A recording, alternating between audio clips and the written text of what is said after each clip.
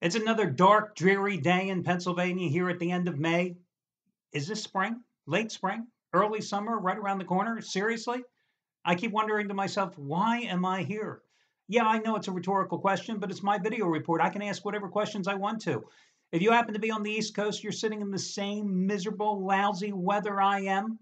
I mean, a week and a half ago, I was across the country. It was bright, it was sunny, it was warm. I didn't complain about 90-degree heat. I never complain about 90-degree heat because I know what's waiting for me when I come back east. I don't understand people that love the Four Seasons.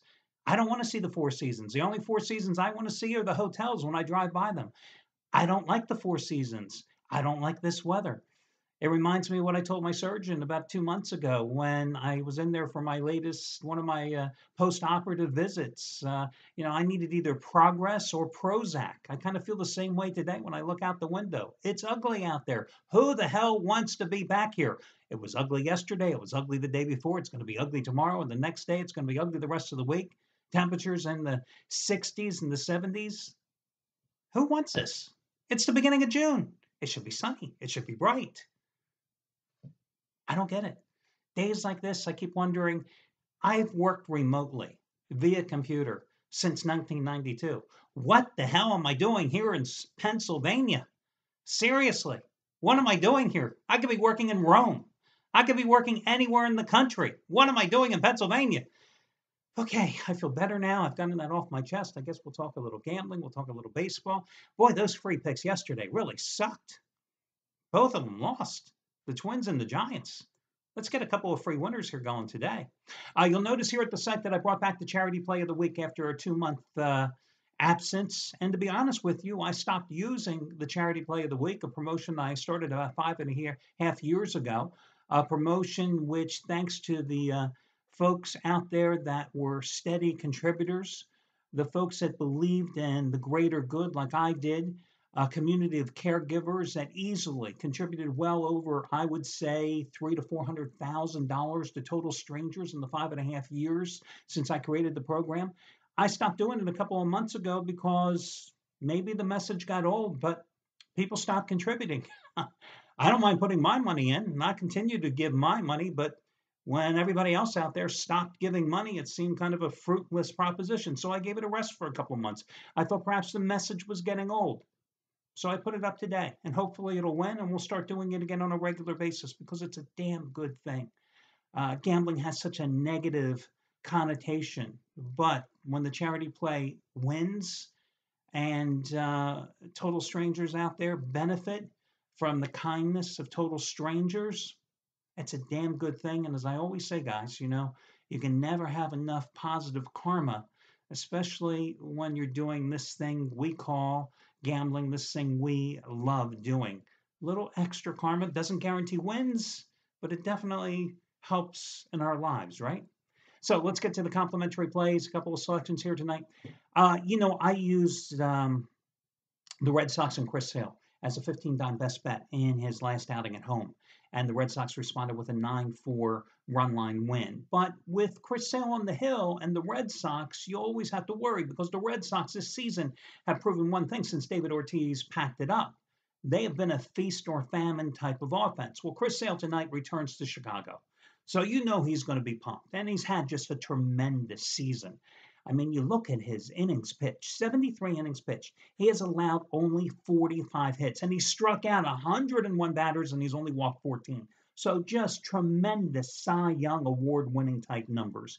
He is the Clayton Kershaw of the American League. Now, I hope I didn't just kibosh him here and put the jinx on him because we saw what Clayton Kershaw did in his last start for the Dodgers as he had his worst outing of the season. However, I feel that he's going to obviously be pumped up and returning to Chicago here tonight.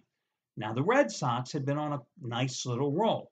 They had won 6 straight games. They had scored like 47 runs in that 6-game stretch. Then they got shut out in their homestand finale, a game which I lost with them a couple of days ago when they were shut out by the Seattle Mariners.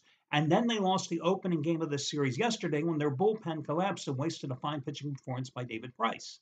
But I'm willing to take them on the run line tonight because I'm getting Chris Sale returning to Chicago like as a 110 run line favorite here, laying the 1.5 runs. Going against Jose Quintana, who was the number 2 man in the rotation behind Sale over the past few elevated to number one, coming off his worst outing of the season and an appearance against Arizona at home last Wednesday, in which he gave up 8 hits and 8 runs in just 4 1/3 innings.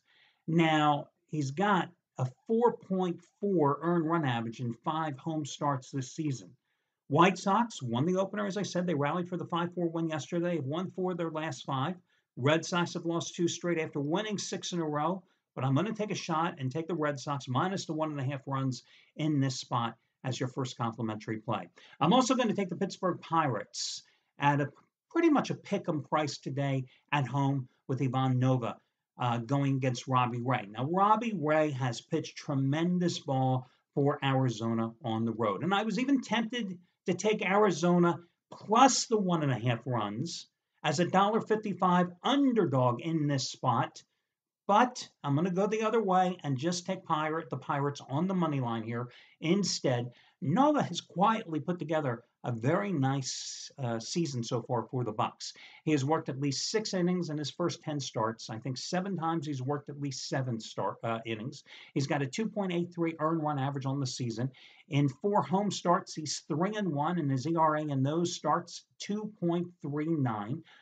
The Pirates have won his last 3 outings, and they've scored 21 runs in those starts.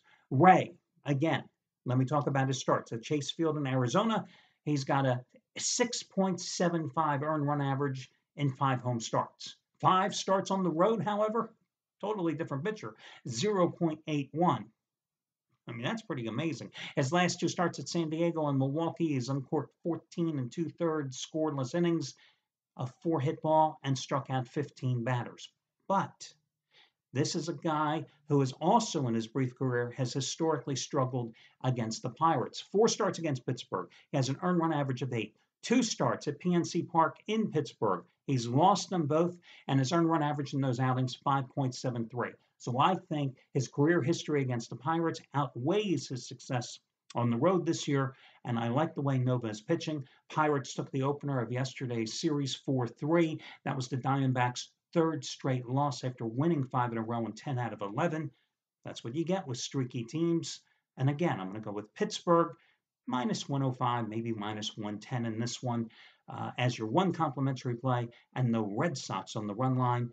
Again, minus 110, laying the 1.5 runs as your second complimentary selection. Those will do, or be your 2 complimentary selections.